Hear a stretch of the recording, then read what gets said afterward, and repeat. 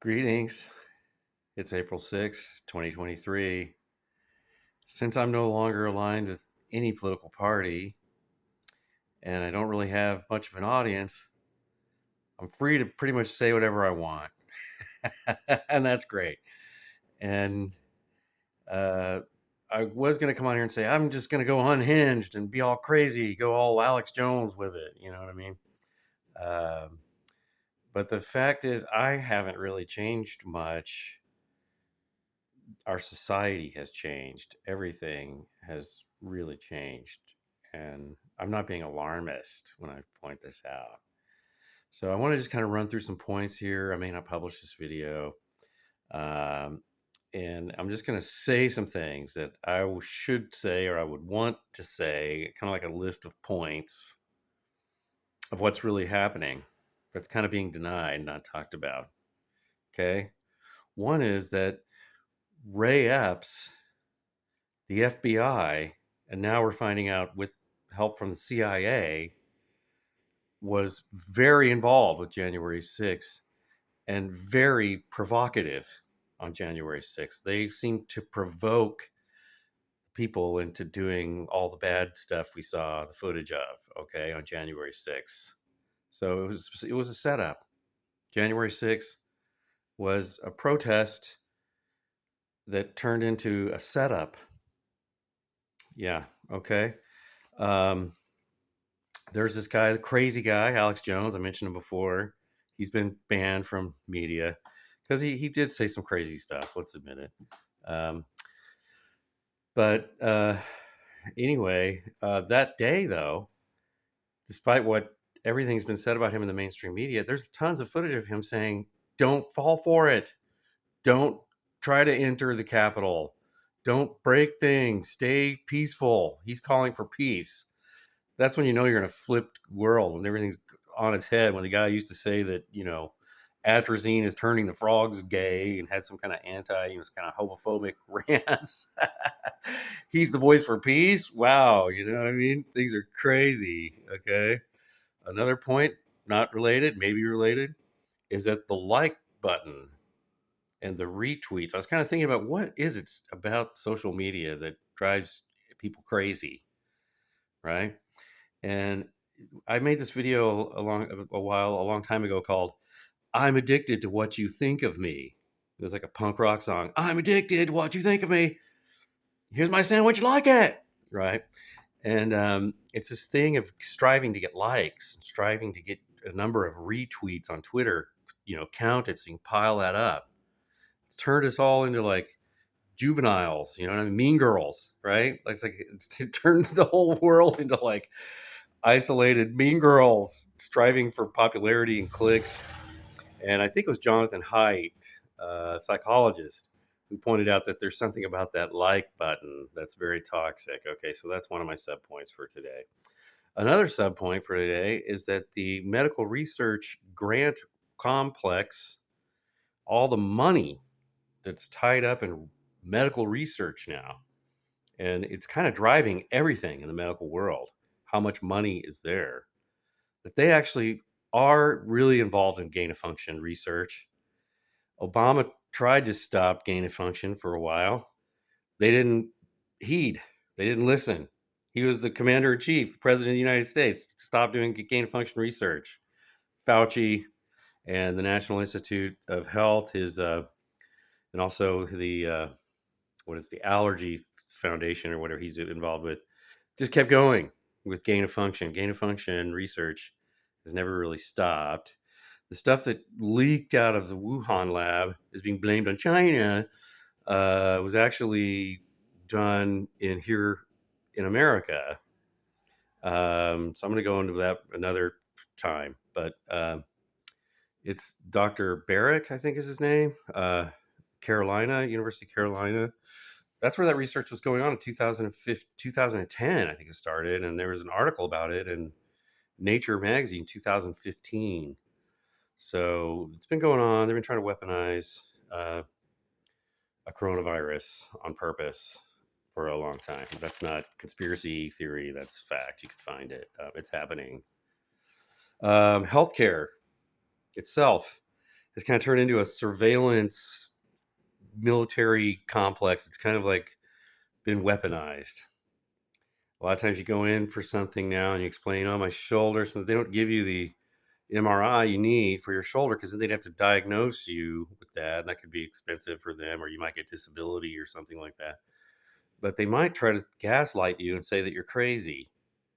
And this is happening to people that I know, people that I've heard about. They go in with a symptom and they're kind of like, hey, yeah, we can't really treat your pain, your chronic pain, or we maybe give you some naproxen or, something that doesn't really work. But we do maybe think you're crazy. So we have funding for that, right?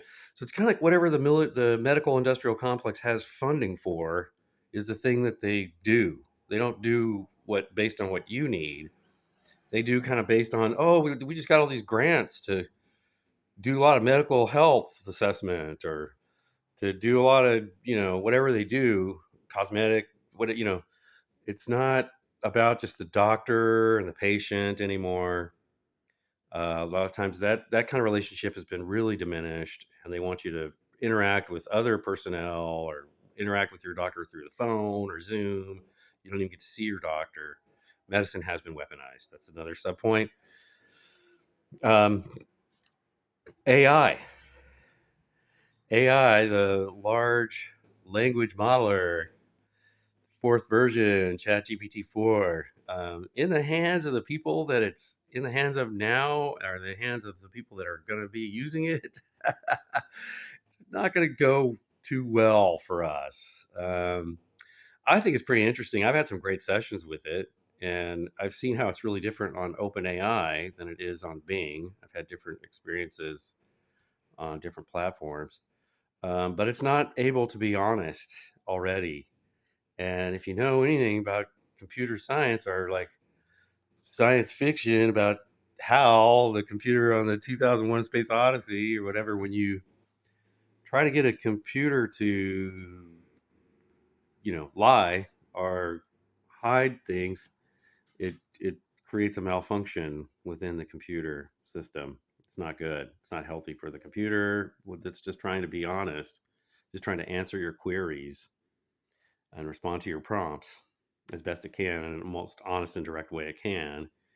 When you're telling it, that vaccines work great and to ignore the data and all that kind of stuff, it can't really do that. I shut one down by asking it about the attenuated whole virus vaccine, which I happen to be a big proponent of, versus these high tech mRNA vaccines. Anyway, it shut down, wouldn't answer me. So that's kind of scary. That was another sub point. Um, GMO crops and corporate farming. The left no longer cares about that. Nobody talks about that. Nobody cares. But it's huge. And one of the reasons they don't care or talk about it because, there's lots of money. Again, the same sort of people that are funding our research and medicine are also advocating for a kind of green revolution idea where they're going to get higher yields by letting multinational corporations own more of the land, right? And we know that's not true. Local people, local knowledge can be more productive. And so we need to oppose the takeover of our land, okay? That also folds into another point that I'm not listing here, but is that BlackRock and large financial entities, hedge funds, have been allowed to buy up a lot of our rental property kind of under the cover of the pandemic. They were doing it before, certainly, and they were going to do it no matter what. But they've literally bought up whole blocks of cities, rental property. A huge percentage of the rental property in America now is now owned by not by small mom and pops or somebody who just bought a second property to kind of support themselves in retirement. That all looks and sound great. It's not that. The guy I started paying rent to when I moved into this building, he's long gone, and he sold out to like a MNC, multinational, hedge fund type thing, private equity type deal. Same private equity took over our healthcare. Private equity has taken over our rental property market. Okay. National parks. National parks. You can't go into a lot of them now with just cash. Just kind of just, hey, an anonymous, here I am. nothing wrong with my car, nothing wrong with me. I'm just going to pay this fee and go into the national park and camp and go hiking in the backcountry. Can't do that. Got to pay with digital. Got to have a credit card or a bank card or something that says you're a good, cool person and that we can identify who you are, track you, and you're gonna have to use your digital currency now and give it mostly to a private. They've privatized the entrances to our national parks, and that's a problem, right? I want to pay Joe Freddy, I want to pay like just a guy who's basically a steward of the national park. I don't want to pay again some multinational corporation from somewhere else so that I can enter the Grand Canyon. It happened at the Grand Canyon a long time ago. It's happened to lots of our national parks now. And we should take that back. Those are our commons. We pay for them through taxes. So it should be treated like that. They should be like, it's kind of your national park. Come on in, sir.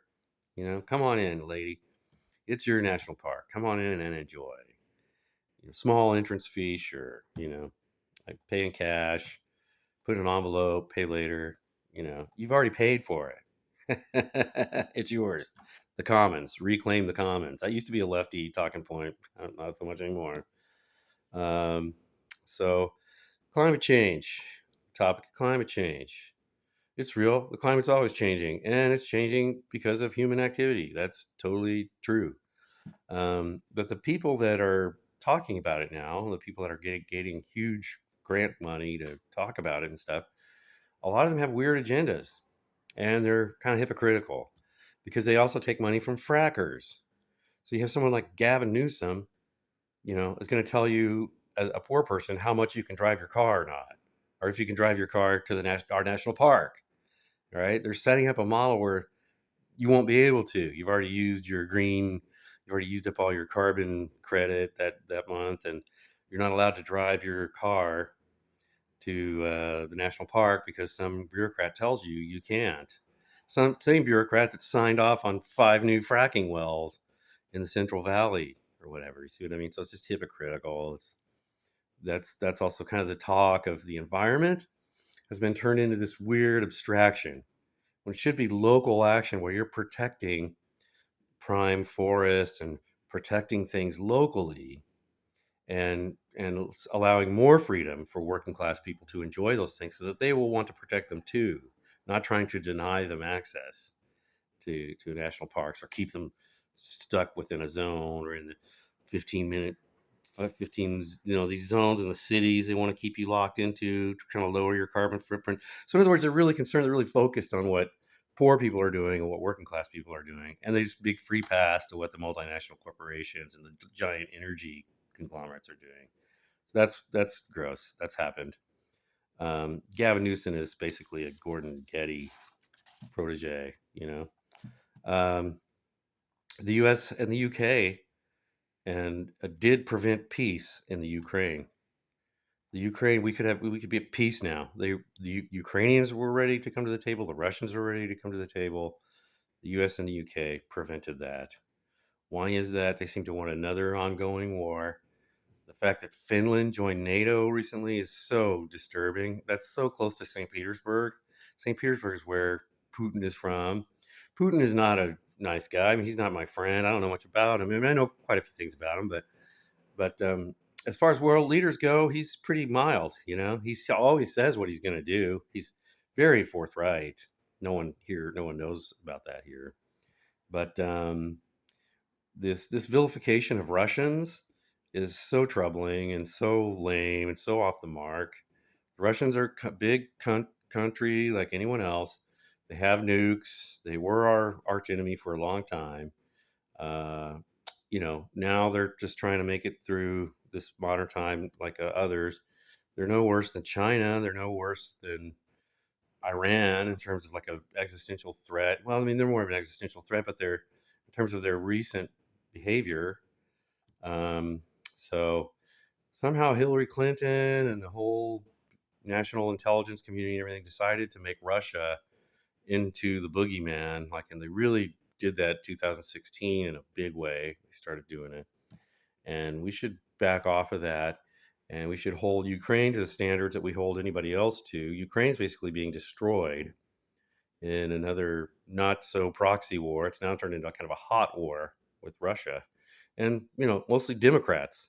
The Republicans support it too, but a lot of the corporate Democrats, same evil team, Janet Yellen's, those people from the Obama team that did the RussiaGate psychological operation. They've now kind of made Ukraine into a psychological operation. So all these people are wearing yellow and blue flags, and they don't even know about the Azov battalion or the real Nazi past. I mean, we're talking real Nazis. And they don't know what happened in 2014 when the democratically elected leader Yanukovych was driven out. They don't care about that. They don't care how the Russian citizens were treated. There are a lot of Russian citizens in Ukraine. There's just no getting over that. And they've been treated, they've been shelled, they've been bombed. 14,000 of them or so were killed between 2014 and the time that Russia decided to roll in and invade uh, Ukraine. And so that's not going well, and we're not being told the truth about it. And so when the DNC went all, another subpoint here, when the DNC went all out to block Bernie Sanders and to install Biden, who they know is demented, um, that was a slap in the face to the American citizens, to our tradition of democracy, to all that. Um, and it's on the par with like Caligula installing his horse as the head of Senate or something. It's almost absurd, you know, having Biden, right, instead of who the people wanted. In the base of the Democratic Party demonstrated twice, both in 2016 and in 2020, that Bernie was the popular candidate without a doubt. His rallies were huge, and everybody loved him and his rhetoric, and he wanted to kind of the 1% versus the 99% and all that kind of stuff that came out of Occupy. Some of that rhetoric, that was all very popular rhetoric. But we got none of that. None of that happened, and instead we got Biden, and it's been a disaster. And somehow the left, quote unquote, can't see it, doesn't want to look at it. Biden has done everything in favor of real estate interests, private prisons, war, the military industrial complex. The fact that people aren't willing to look at the fact that Raytheon and WestExec, defense contractors basically, run his cabinet. And the worst of the people from Obama's team are there. There's no progressives. There's nothing progressive happening. We're still being denied affordable health care. Our healthcare system is still run on behalf of private equity firms that deny us things and charge us large premiums. So these are some of my sub points for today uh, that I want to eventually talk about more. And I think they're very interesting. I think they're indicating that we're in trouble, that we're kind of a crisis point here. We're kind of an inflection point, and we need for Democrats as well as Republicans as well as libertarians to again get back into the idea of organizing around things that matter. Quit responding to celebrity scandals. When they when they pull Stormy Daniels back out, when they pull out Trump again, oh my God, Trump, so bad, so racist, so crazy, when they start talking about Elon Musk, um, they're steering you, they're putting blinders on you. They're saying, don't look at what's happened to your rental property. Don't look at the war that Raytheon is starting so that it can just keep selling weapons. These are really important things, right? Don't look that you've lost control of your communications infrastructure. The internet that we bought is now, we lost net neutrality. A handful of monopolist, Microsoft, Amazon, Google, Meta, whatever, they've been allowed to take it from us and weaponize it against us. They're using it to surveil us. It's a surveillance industrial complex. It's not a friendly town square, which it should be. A place where we can have open dialogue and the AI doesn't block people or visibility filter away it doesn't like. We need to get it back, right? And I think we can do that by building platforms that are independent from them. We need to build independent new platforms. We need to reclaim a lot of our arable land for locals. We need to stress tribal sovereignty for tribes. And we need to encourage those tribes to then wean off of the energy companies that they've kind of become dependent on, wean off of deceptive things, right? And get back into traditional values, 7 generations, looking forward, protecting the water, protecting the land, doing things locally, promoting the culture, keeping the language going. That's what needs to be happening on tribal lands in America. And they need all the sovereignty and support that they can get. And, they're not going to have it in the face of this AI aggregator, military police state. Anyway, I've got to answer a phone call.